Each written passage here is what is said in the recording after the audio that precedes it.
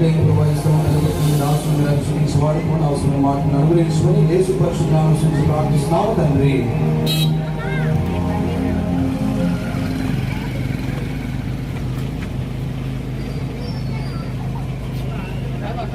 మా ప్రియమైనటువంటి వారులారా, ఈ కేఎల్ రెడ్డి నగర్, భవానీ నగర్, హెచ్సి నగర్ కాలు వాసులారా, మీ మధ్య మీ రీతిగా మేము సంతోషముగా పాటలు పాడుకుంటూ సిలువేయబడిన దేవుడి కుమారుడైన లోక రక్షకుడైన యేసుక్రీస్తు ప్రభువారి గురించి మీకు తెలియజేయడం వరకు మేము వచ్చున్నాము.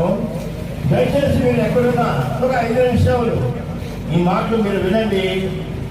మీరు పాప క్షమాపణ పొందండి, ఆత్మీయంగా మేలు పొందండి. పరిశుద్ధమైనటువంటి బైబిల్ గ్రంథంలో ఈ విధముగా రాయబడి ఉన్నది, ఏ భేదము లేదు,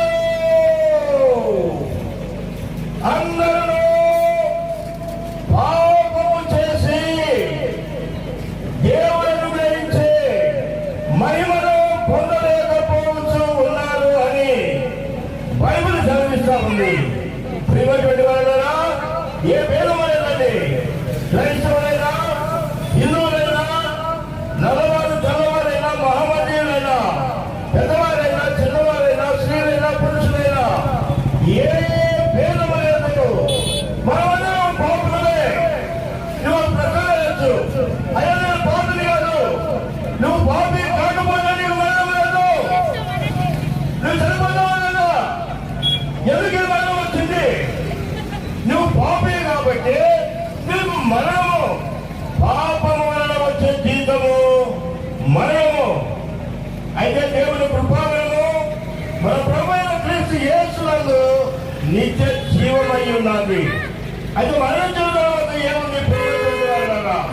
ఎవరు చూసారయ్యా? కలిసిపోతుంది, పర్వతం లేదు, నరకం లేదు. అయితే ఒక విషయం మీరు దేవుడు ప్రతి నోట ఈ మాట ఉంచారు, గమనించండి. ఒక జంతువు వచ్చిందనుకోండి, ఏమంటారు మనుషులు? సచ్చిందా జంతువు అంటారు. మనుషులు అయితే ఏమంటారు? చచ్చిపోయాడయ్యా. చచ్చిందని పోయాడు ఎక్కడికయ్యా? ప్రతి ఒక్క మానవుని నోట ఈ మాట ఉంచారు. మనం చనిపోయిన తర్వాత మనం పోవలసిన వారంగా ఉన్నాము. మనుషుడు ఒక్కసారి మాత్రమే మృతి పొందవాలని నియమించబడను, అటు తరువాత తీర్పు జరుగును. ప్రియమైనటువంటి వారులారా, చనిపోక ముందు తీర్పు అనేది లేదు. చనిపోయిన తరువాత దేవుడు మనను తీర్పు తీర్చేవాడుగా ఉన్నాడు. పరిశుద్ధమైన బైబిల్ గ్రంథంలో మనం మాట్లాడుతున్నటువంటి వ్యక్తమైన ప్రతి మాట విమర్శనమని అడుగుతాడట.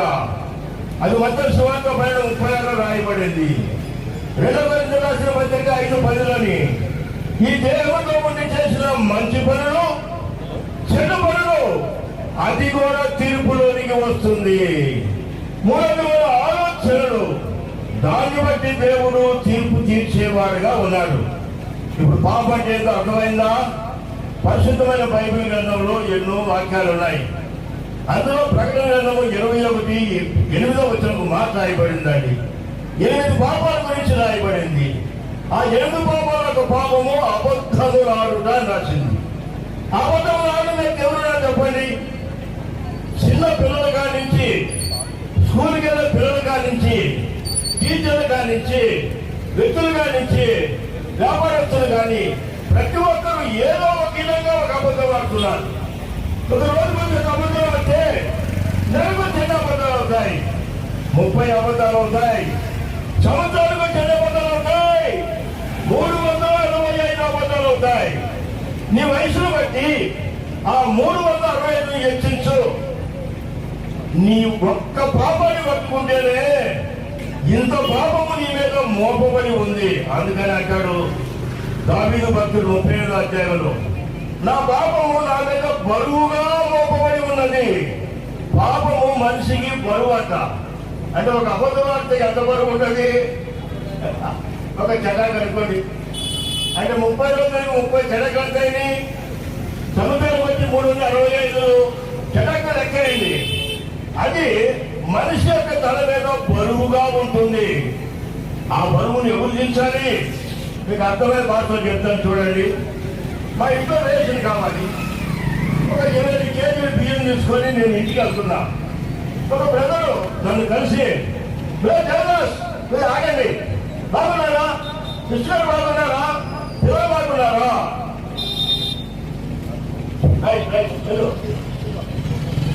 అని అడిగితే ఏమంటా, ముందుగా బరువు దించయ్యా అంట. ఏమంటా, నా బరువు దించాలంట. ఆ బరువు దించిన తర్వాత నేను ఊపిరి పోసుకుంటా, అప్పుడు నేను సమాధానం చెప్తాను. ఈ బరువు ఉన్నంత వరకు సమాధానం చెప్పలేను. అదే పాపపు బరువు.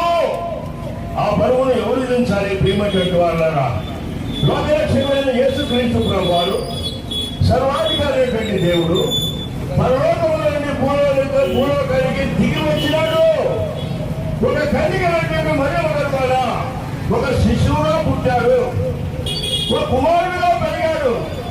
ఏ పాపం చేయకుండానే ఆయన శిలువెక్కి మన పాపముల కొరకు ఆయన శిలువలో రక్తం కాచి చనిపోయాడు.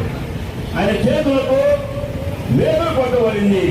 ఎందుకు ప్రియమైనటువంటి వాళ్ళారా? మన చేతులతో చేసిన పాపం కొరకు. ఆయన కాళ్ళకు మేకులు కొట్టబడింది. మన చేతులతో మన కాళ్ళతో చేసిన పాపం కొరకు ఆయన కాళ్ళకు మేకులు కొట్టబడింది. మన తలతో చేసిన పాపం కొరకు ఆయన తలకు ముళ్ళ కిరీటం పెట్టబడింది. మన హృదయంలో రాసుకున్న పాపం కొరకు ఆయన పక్కలో పళ్ళెపోటు పొడవబడింది. పాపం చేయడం మనవద్దు, శిక్ష పొందుట యేసయ్యవద్దు. క్రీస్తు యేసులో ఏ శిక్ష విధి లేదు. యేసుక్రీస్తు ప్రభు యొక్క రక్తము ప్రతి పాపము నుండి కడిగి మనలను పవిత్రులుగా శుద్ధులుగా చేయును.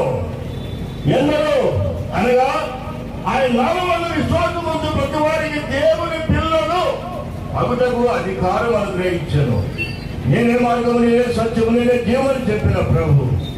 ఈ దినాన్ని నువ్వు పాపని గ్రహించి ఒప్పుకుంటే ప్రశ్న లేకుండా క్షమించే దేవుడు. ఈ శిలువైన దేవుని కుమారుడు గురించి చెప్పాలంటే సమయం సరిపోదు. ప్రియమైనటువంటి వాళ్ళారా, పరిశుద్ధ గ్రంథంలో నుంచి ముద్రించబడిన కొన్ని కరపత్రాలు ఉన్నాయి, చిన్న చిన్న పుస్తకాలు ఉన్నాయి. మా సహోదరులు మీకు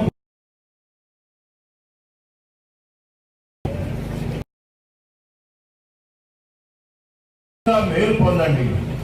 దేవుడు మిమ్మలను, మీ బిడ్డలను, మీ కష్టార్జితం